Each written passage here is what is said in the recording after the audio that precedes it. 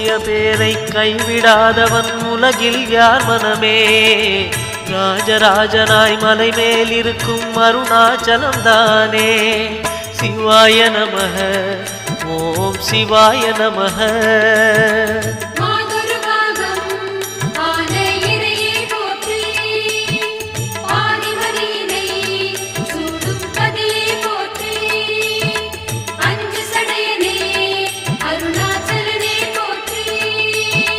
சிவாய நமக, ஓம் சிவாய நமக. சிவாய நமக, ஓம் சிவாய நமக.